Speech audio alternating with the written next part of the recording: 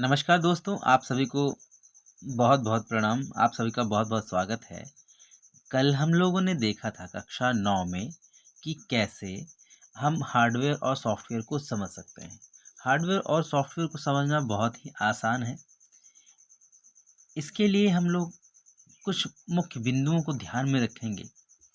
हम कंप्यूटर को देखे ही होंगे।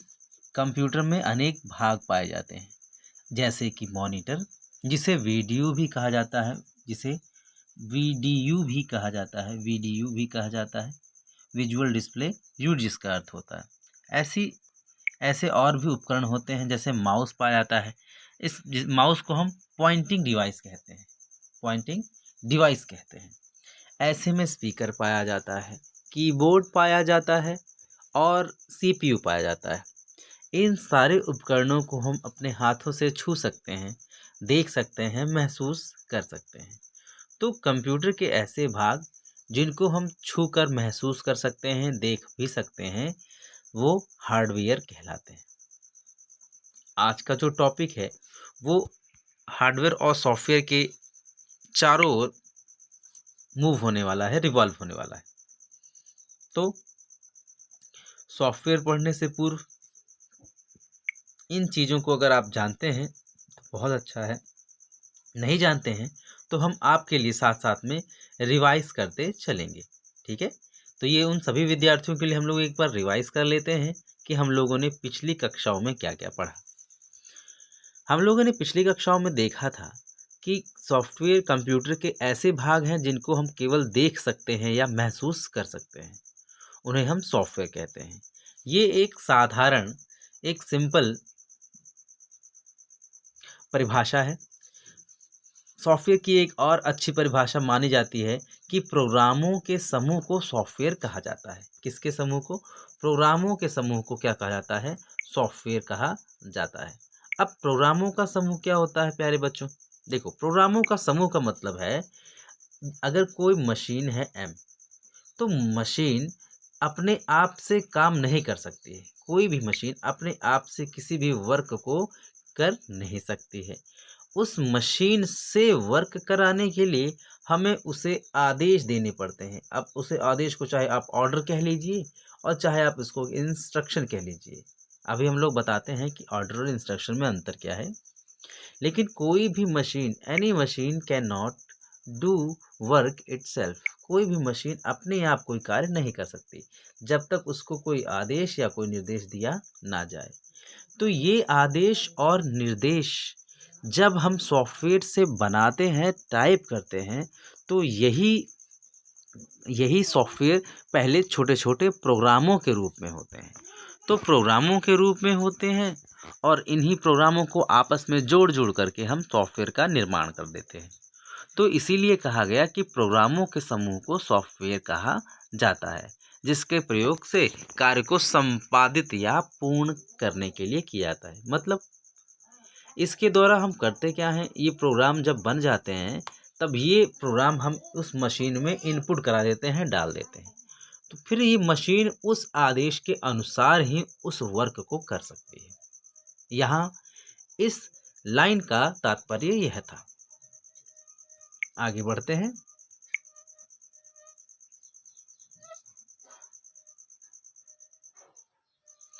सॉफ्टवेयर के प्रकार। आखिर जो हम लोग पढ़ रहे हैं उसके प्रकार कितने हैं? तो सॉफ्टवेयर के प्रकार पढ़ने के लिए हम लोग देखेंगे कि सॉफ्टवेयर के मुख्यतः दो प्रकार हैं। एक का नाम है एप्लीकेशन सॉफ्टवेयर। ये चीज़ें हम लोगों ने कल भी देखी थी, किंतु वो बच्चे जो छूट चुके हैं उनके लिए भी एक बार रिवाइज कर देते हैं।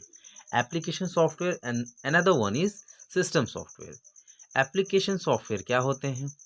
एप्लीकेशन शब्द पे ध्यान दीजिएगा। A for application, S for system software. तो एप्लीकेशन सॉफ्टवेयर वे होते हैं जो किसी निर्धारित कार्य को करने के लिए, निर्धारित कार्य को करने के लिए उपयोग किए जाते हैं। निर्धारित कार्य अर्थात वो कार्य फिक्स होते हैं, अर्थात उन कार्यों को करने के लिए कोई विशेष सॉफ्टवेयर यूज़ किया जाता है। जैसे गाने सुनना, जैसे एग्जाम्पल दिया गया है यहाँ पे, देखिए एमएस ऑफिस। अगर ऑफिस संबंधी हमें कोई काम करना है ऑफिस से संबंधित, तो हम MS ऑफिस का उपयोग कर लेंगे।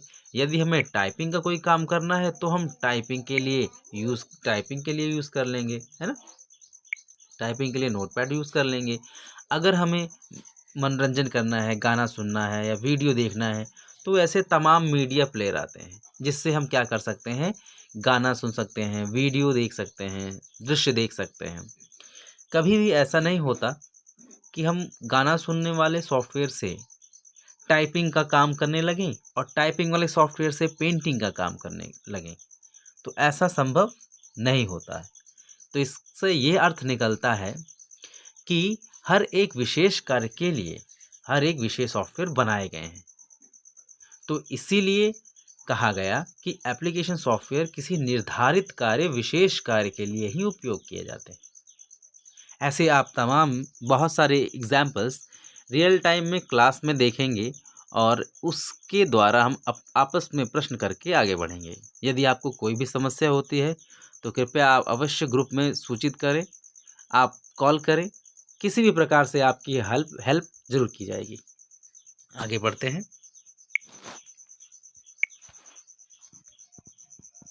अब बारी आती है सिस्टम सॉफ्टवेयर की। ये सिस्टम सॉफ्टवेयर क्या है? सिस्टम सॉफ्टवेयर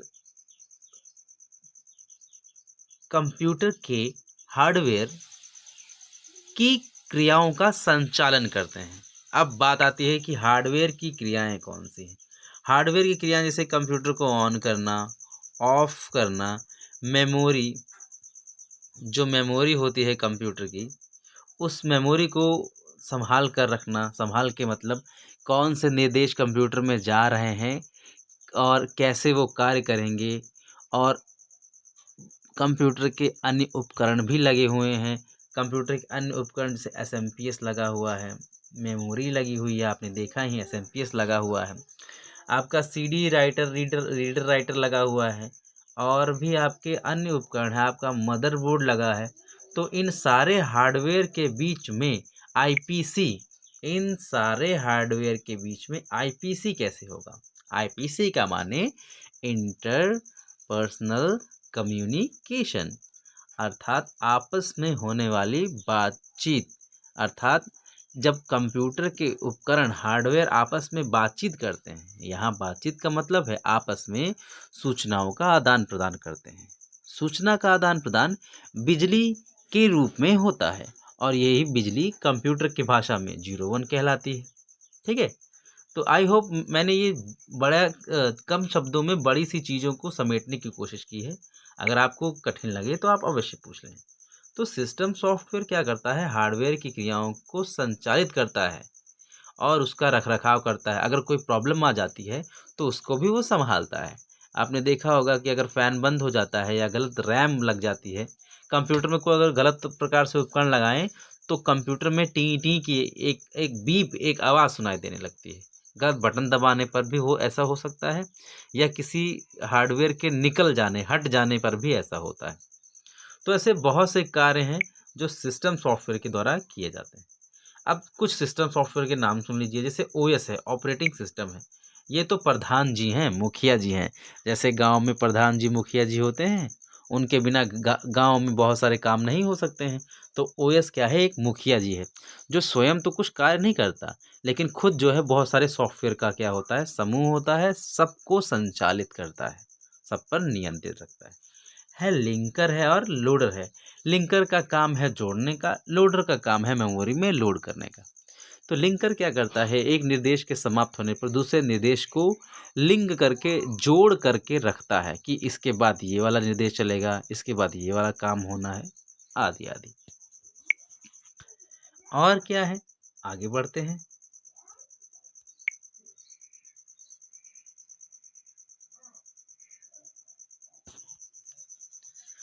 कंप्यूटर हार्डवेयर एवं सॉफ्टवेयर में जो आपका एप्लीकेशन सॉफ्टवेयर है उसके भी प्रकार होते हैं। एप्लीकेशन सॉफ्टवेयर के दो प्रकार होते हैं। एक होता है सामान्य, जो सामान्य कार्यों के लिए उपयोग किया जाता है, और एक होता है विशेष उद्देश्य, जो विशेष कार्यों के लिए उपयोग किया जाता है। तो सामान्य उद्देश्य सॉफ्टवेयर का प्रयोग सामान्य कार्यों को करने के लिए किया जाता है, जिनका सामान्यतः आम उपयोगकर्ता होते हैं। आम उपयोगकर्ता मतलब हुआ कि जो सामान्य लोग होते हैं जिनका सामान्य कार्य होता है, एकदम आम कार्य होता है। जैसे एक सामान्य लोग क्या कर सकते हैं, गाना सुन सकते हैं, म्यूजिक सुन सकते हैं, गाना सुन सकते हैं, म्यूजिक वगैरह, वीडियो वगैरह प्ले कर सकते हैं, चैटिंग कर सकते हैं, गेम खेल सकते हैं, ये सब सामान्य कार्यों में आया। तो सामान्य काम करने के लिए हम सुपर कंप्यूटर्स या हैवी हैवी कंप्यूटर नहीं यूज़ करेंगे। तो इसके लिए इसका कार्य एक सामान्य कंप्यूटर से, एक सामान्य सॉफ्टवेयर से भी हो सकता है। लेकिन वहीं जैसे विशेष कार्य है, जैसे मौसम की भविष्यवाणी करना, सर्वर सँभालना, आपने सुना होगा अक्सर बैंकों में सर्वर ख़राब हो जाते हैं, सर्वर ठप है, डाउन है ना? सर्वर का काम हो गया, मौसम की भविष्यवाणी हो गई, सैटेलाइट उपग्रह का नियंत्रण हो गया, रोबोट वगैरह डिज़ाइन करना हो गया, कार की असेंबली होगी, कार की डिज़ाइनिंग करनी हो गई, या कार को बनाना हो गया कैड कैम के सॉफ्टवेयर के द्वारा, ठीक है? तो ये सारे विशेष उद्देश्य सॉफ्टवेयर हैं। और जैसे सीटी स्कैन वगैरह हो गया, तो ये सीटी स्कैन ऐसा नहीं है कि हम अपने मोबाइल में डाल करके सीटी स्कैन कर सकते हैं। उसके लिए विशेष कंप्यूटर्स और विशेष सॉफ्टवेयर की आवश्यकता होती है। तो कुछ सामान्य उद्देश्य के होते हैं और कुछ विशेष उद्देश्य के होते हैं। आगे देखते हैं। तो अभी के लिए इतना ही, मिलते हैं अगले भाग में। कल जो हम पढ़ेंगे वो पढ़ेंगे कि विशेष उद्देश्य के भी कुछ प्रकार होते हैं। अभी के लिए इतना ही। Thank you so much.